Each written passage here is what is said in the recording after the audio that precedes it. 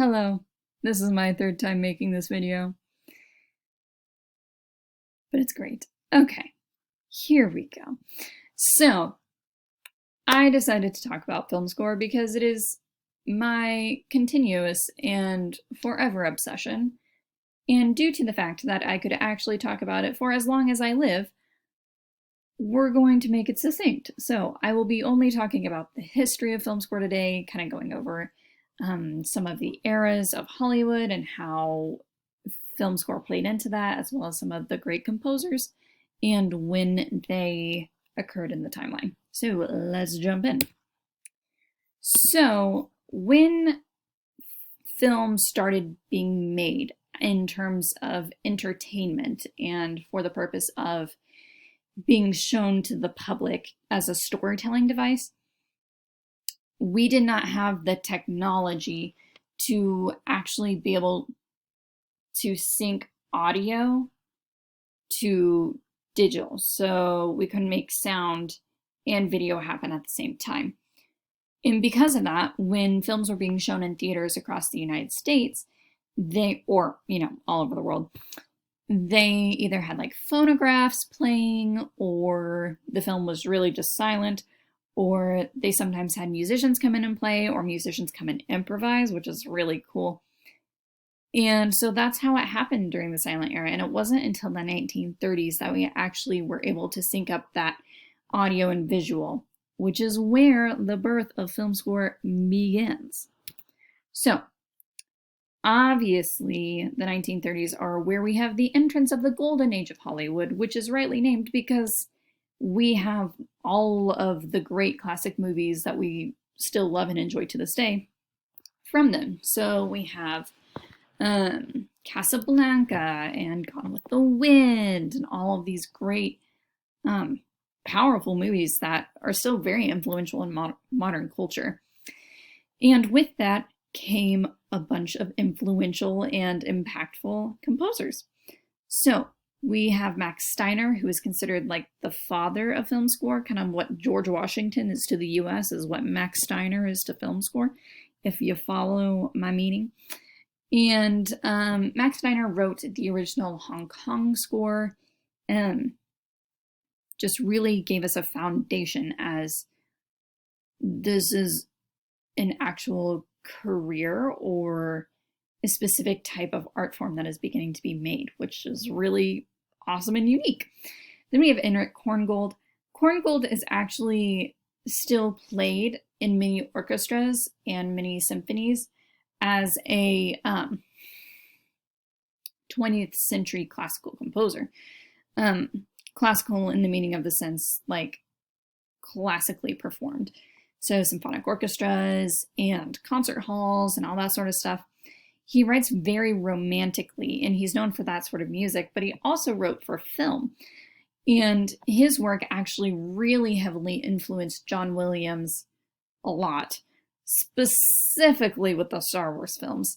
So the title theme is essentially all Korngold, and actually a lot of the themes from the Star Wars franchise are Korngold. There's some Stravinsky, thrown in there. Some Gustav Holst as well. But that's not important right now. Anyway, moving on. Alfred Newman was a boss. He wrote 250 different film scores, over that actually, throughout his career, and then he gave birth. Well, anyway, he had 3 sons, and they are David, Thomas, and Randy Newman, who are still very influential in the film score business today. Randy did some scoring, but really he's mostly known as a songwriter, specifically with the Toy Story franchise. Very awesome.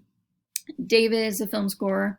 I've listened to some of his scores, and it's very funny how similar he and Thomas sound. I find it really funny that if you listen to film score composers who happen to be related, their music a lot of the time sounds really similar in a lot of ways. And it's because they were raised together and they have the same interpretation. I just think that's fascinating on like a neurological level, but I digress. And then, of course, there's Thomas. He's one of my personal favorite composers of film. His scores are just so luscious and thick and just have this great weight to them. He wrote Finding Nemo, which makes everyone cry, Road to Perdition, which is lovely, and he also wrote for the Series of Unfortunate Events film, which is delicate and absolutely breathtaking. So it's great. And then we have Bernard Herrmann, who was to Alfred Hitchcock what John Williams is to Steven Spielberg. So he wrote for the vast majority, if not all, of his films. He's responsible for the great Saigo eat, eat, eat that we are so familiar with. And yeah, staple of the golden age. Moving onward. Then we have the New Hollywood era.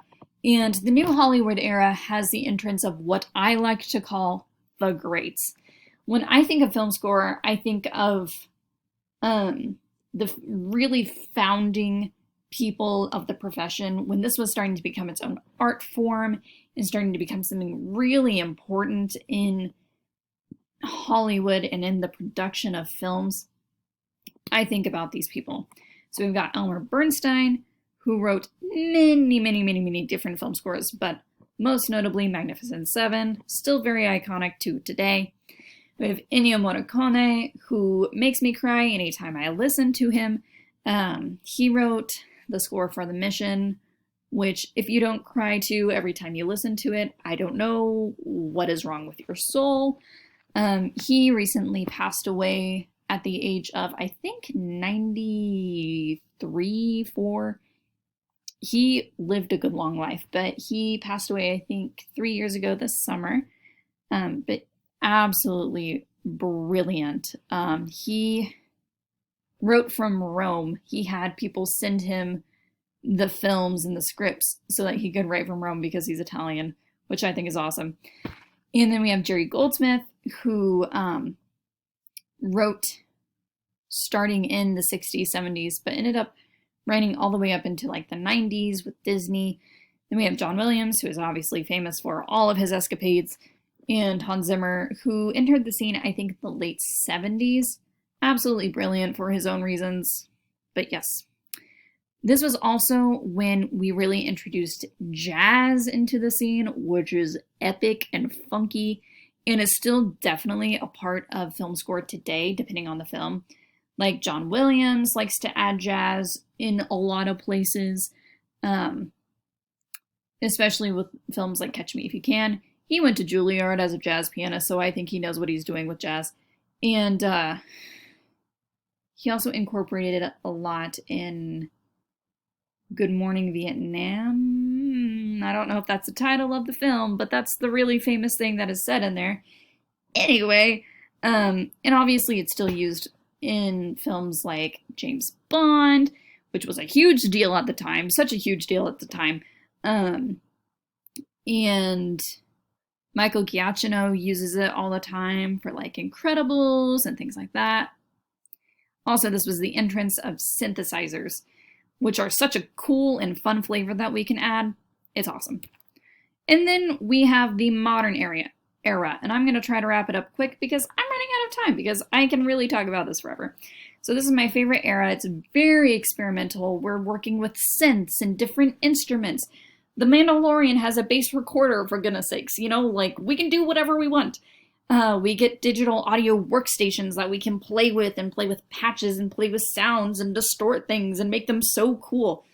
We work with a lot of mixed meters, specifically Mockingjay Part 2 by James Newton Howard, who is possibly my favorite film score composer ever, where it's a 7/8/4, and it's genius. It's wonderful. And then we have the inclusion of a lot of great new composers from different places in the world, and who are different nationality and gender. It's fantastic. We have Hildur, I don't actually know how to pronounce her last name, but she just won the Oscar. Ludwig Göransson, Rachel Porter, and Joe Hisaishi, who wrote a lot of Studio Ghibli films. So there is my nerd rant. I hope you enjoyed, learned a little bit, and we are done with our time in 4, 3, 2, one, and I'm out.